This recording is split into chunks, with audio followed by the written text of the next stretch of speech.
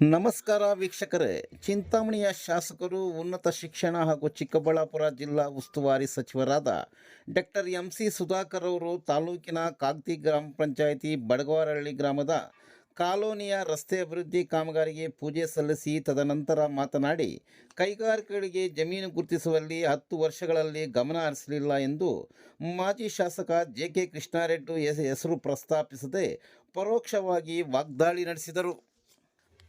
ಆಗುತ್ತೆ ಅಂತ ನಾನು ಯಾವುದು ಮಾಡೋದಿಲ್ಲ. ಈಗ ಅವತ್ತು ಅಷ್ಟು ದೊಡ್ಡ ಜಮೀನು ಗುರ್ಸಿದ್ವಿ ಕೈಗಾರಿಕೆಗಳಿಗೆ, ಆದರೆ 10 ವರ್ಷ ಅದ್ರ ಬಗ್ಗೆ ಗಮನನೇ ಕೊಡಲಿಲ್ಲ ಯಾರು.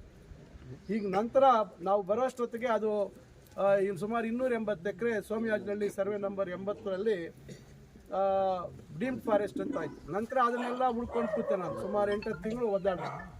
ಕಡೆಗೆ ಡೀಮ್ಡ್ ಫಾರೆಸ್ಟ್ ಕೈ ಬಿಡೋಣ ಅಂತ ಪ್ರಯತ್ನ ಮಾಡಿದೆ. ಸರ್ಕಾರ ಏನೋ ಸುಪ್ರೀಂ ಕೋರ್ಟ್ಗೆ ಮನವಿ ಸಲ್ಲಿಸೋಣ ಅಂತೇಳಿ ಇಡೀ ಜಿಲ್ಲೆದೇ ಎಲ್ಲ ನಾವು ಪ್ರಯತ್ನ ಮಾಡಿದ್ವಿ. ಆದರೆ ಒಬ್ಬ ಅರಣ್ಯ ಅಧಿಕಾರಿ ಇದು ಗ್ರಾಮ ಅರಣ್ಯ ಅಂತೇಳಿ 1916ನೇ ಇಸ್ವಿಲಿ ಯಾವಾಗ ಆಗಿದೆ ಅಂತ ಎತ್ಕೊಂಡ್ಬಂದು ಪೇಪರ್ ತೋರಿಸ್ದ.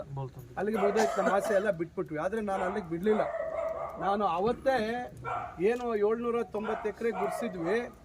ಆವತ್ತು ಸಂದರ್ಭದಲ್ಲಿ ಅದಾದ ನಂತರ ನನ್ನ ಗಮನಕ್ಕಿತ್ತು ಮ್ಯಾಕಲ್ಸೊನ್ನೆಹಳ್ಳಿ, ಕಮ್ಮತಿಮ್ಮನಹಳ್ಳಿಯಲ್ಲಿ ಸರ್ಕಾರಿ ಜಾಗ ಇದೆ ಅಂತೇಳಿ.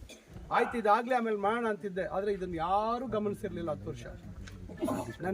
ಯಾಕಂದರೆ ಇವತ್ತು ಅಭಿವೃದ್ಧಿ ಅಂತಕ್ಕಂಥದ್ದು ಸುಮ್ಮನೆ ಏನೋ ಜನರಿಗೆ ಕಾಟಾಚಾರ ಭುಜದ ಮೇಲೆ ಕೈ ಹಾಕ್ಕೊಂಡು ಹೋಗ್ಬಿಟ್ರೆ ನಾನೊಬ್ಬ ಚುನಾಯಿತ ಪ್ರತಿನಿಧಿ ಏನಪ್ಪ ಒಬ್ಬ ಎಂತ ಮಂಚೋಡಪ್ಪ ತೊಡಮಿನ ಕೂಪೆಟ್ಕೊಟ್ಟಾಡೋ ಈಡು ತಲಕಾಯಿ ಮಿಂದ ಕೂಪೆಟ್ಕೊಟ್ಟಾಡೋ ಅಂತೇಳಿ ಪ್ರಚಾರಗಳು ಮಾಡುವಂಥದ್ರಲ್ಲೇ ಇವತ್ತು ನಮ್ಮ ಬದುಕುಗಳಲ್ಲಿ ಬದಲಾವಣೆ ಆಗೋದಿಲ್ಲ.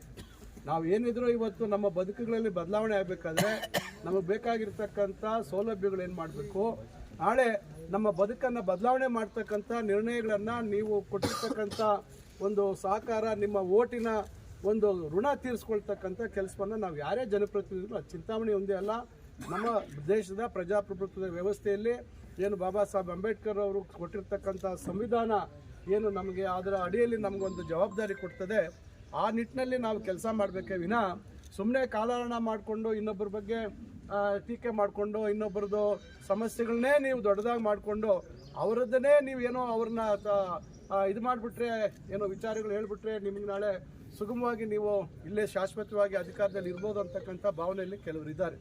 ಅದರಿಂದ